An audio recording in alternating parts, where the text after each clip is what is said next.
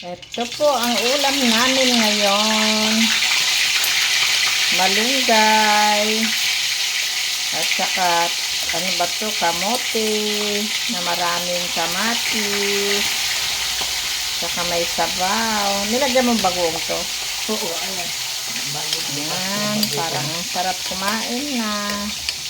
Yung kumakain nito, makarelate. Pero yung hindi kumakain, syempre hindi makarelate.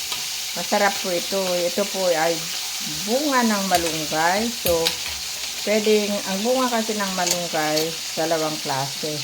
Pwede mo siyang balat, ano yan? Ano yan? Kaskasin, kayasin. Kayasin para hindi mo na kakainin yung ano. Kasi nakayas na, bubuksan mo, kakayasin mo. So, kakainin mo na lang. Ito naman, ngayon, in and out na tinatawag. Ilagay sa bunganga. Tapos, ganyanin. Kumbaga ganun. Tatanggalin mo yung pinaka-matigas na part.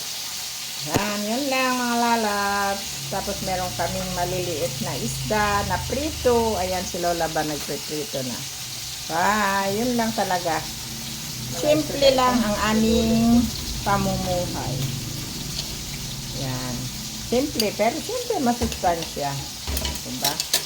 Pero meron din yata niluto ng aking sister. So, tignan natin. Opo. Yun, niluto niya naman is tokwa sisig. Wow! Yan. Ang tokwa sisig ay meron din yung tira namin kanina na spaghetti yan. Tokwa sisig. Bye everyone! Kain na tayo ng lunch.